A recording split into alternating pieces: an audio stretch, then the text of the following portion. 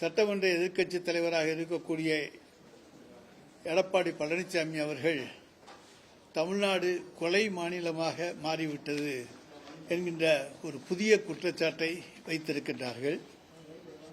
அவருக்கு நாங்கள் தெரிவிக்க விரும்புவது என்னவென்றால், தமிழ்நாடு கொலை மாநிலம் அல்ல, கலை மற்றும் அறிவுசார் மாநிலம்தான் தமிழ்நாடு. இன்னும் சொல்லப்போனமையானால் சமூக விரோதிகளை களை எடுக்கின்ற மாநிலம் தமிழ்நாடு. இதை அவர் உணர்ந்து கொண்டாக வேண்டும். அவருடைய ஆட்சியில் நடந்த சம்பவங்கள் ஆட்சியோடு தொடர்புடையவை. ஆனால் இந்த ஆட்சியிலே எந்த சம்பவங்களும், வன்முறை சம்பவங்களும், ஆட்சியோடு தொடர்புடைய எந்த சம்பவங்களும் நடைபெறவில்லை.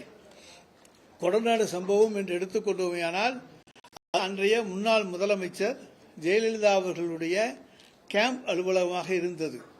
ஆனால் அங்கே தொடர் கொலை, கொள்ளை சம்பவங்கள் நடந்திருக்கின்றன.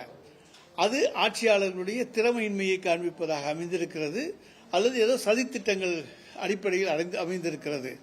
இன்னும் சொல்லப்போனமையானால், அன்றைக்கு முதலமைச்சராக இருந்த எடப்பாடி பழனிசாமி அவர்கள் தூத்துக்குடி துப்பாக்கி சூடு சம்பவம் கூட எனக்கு தெரியாது, நான் டிவியில் பார்த்துத்தான் தெரிந்து கொண்டேன் என்று 13 உயிர்கள் பலியான சம்பவம் கூட முதலமைச்சராக இருந்து தனக்கு தெரியாது என்றுதான் சொல்லியிருக்கிறார், தவிர ஒப்புக்கொள்ளவில்லை. அப்புறம்தான் தெரியும்னு சொன்னார். ஆனால் எங்களுடைய முதலமைச்சர் எதையும் தைரியமாக சொல்லக்கூடியவர், ஏற்றுக்கொள்ளக்கூடியவர். தமிழ்நாட்டில் இப்ப நடந்திருக்கு 26, 27, 28 இந்த தேதிகளில் அவர் சொல்ற போது அவர் 5 சம்பவங்களை சொல்லுகிறார். அதில் ஒன்று புதுச்சேரியில் நடந்தது. அதையும் நம்ம தமிழ்நாட்டு கணக்குக்கு மாண்புமிகு எடப்பாடி பழனிசாமி அவர்கள் கொண்டு வந்திருக்கிறார்கள். ஆனால் அது புதுச்சேரியில் நடந்தது. மீதமுள்ள 4 சம்பவங்களுக்கும் வன்முறை சம்பவங்கள் என்று எடுத்துக்கொண்டால் அதில் எதுவுமே அரசாங்கத்துக்கு தொடர்புடையவை இல்லை. எல்லாமே சொந்த காரணங்களுக்காக அல்லது அவர்களுக்குள்ளே இருக்கக்கூடிய முன்விரோதத்தினுடைய அடிப்படையிலே, பகைமை அடிப்படையிலே இந்த சம்பவங்கள் நடந்திருக்கின்றனவே தவிர இதில் எதுவுமே இன்றைக்கு சட்டம் ஒழுங்கு சீர்வடுகின்ற அளவுக்கு எந்த சம்பவங்களும் கிடையாது. ஏன்னா ஒருத்தருக்கு ஒருத்தர் முன்விரோதம் காரணமாகத்தான். ஏனென்றால் ஒரு காலத்தில் 4 கோடி தலைவருக்கு தமிழர், 4 கோடி மக்களுக்கு தலைவர் என்று தலைவர் கலைஞரை சொல்வோம். இன்றைக்கு 8 கோடி மக்களுக்கு தலைவராக தலைவர் தளபதி இருக்கின்றார். எனவே மக்கள் தொகை பல மடங்கு உயர்ந்திருக்கின்றது. ஆனால் அதே நேரத்தில் இது போன்ற சம்பவங்களுடைய எண்ணிக்கையும் ஒரு சில கூடத்திலையும் குறைய செய்யும். ஆனால் அதற்கு அரசாங்கம் எந்த வகையிலும் பொறுப்பாக முடியாது. நாங்கள் எந்த வகையிலும் அதற்கு பொறுப்பாக இருந்தால் எங்கள் மீது குற்றம் சுமத்தலாம். ஆனால் அதே நேரத்தில் யார் யாருக்கு முன்விரோதம் இருக்கிறது என்றெல்லாம் இப்பொழுது நாங்கள் கண்டுபிடித்துக் கொண்டுதான் இருக்கிறோம். ரவுடிகளிடத்தில் எந்தெந்த ரவுடி பட்டியல் இருக்கிறதோ அந்த பட்டியலை கையில் எடுத்துக்கொண்டு மாண்புமிகு தமிழ்நாடு முதலமைச்சர் அவர்கள் காவல்துறைக்கு அந்த ரவுடிகளுடைய பட்டியலை வைத்துக் கொண்டு அவர்களுக்குள்ளே மோட்டிவ் இருக்கிறதா, முன்பகமை இருக்கிறதா, விரோதம் இருக்கிறதா, அவற்றையெல்லாம் கண்டறிந்து தீர்த்து வைக்க வேண்டும்.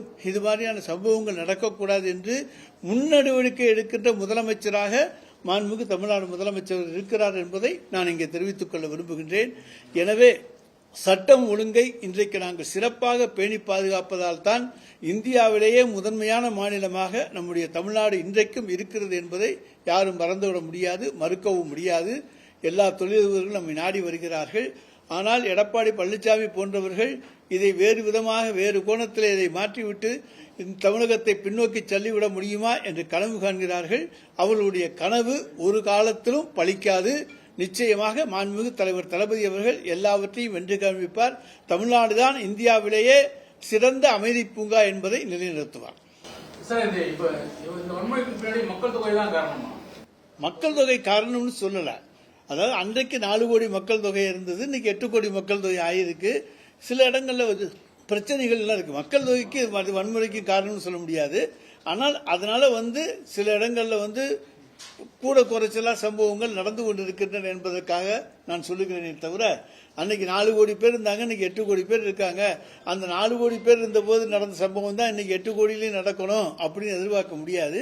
மக்கள் தொகையினுடைய அதிகரிப்பு இருக்கு, அதுல மோட்டிவ் இருக்கு. யார் யாருக்குள்ளே விரோதம் இருக்கிறதோ அந்த விரோதத்தினால் தான் இங்கே நடக்கிறதே தவிர அரசாங்கத்தால் அல்ல. அதைத்தான் நான் இங்கே குறிப்பிட விரும்புகிறேன். செய்திகளை உடனுக்குடனும் துல்லியமாகவும் தெரிந்து கொள்ள சப்ஸ்கிரைப் பண்ணுங்க.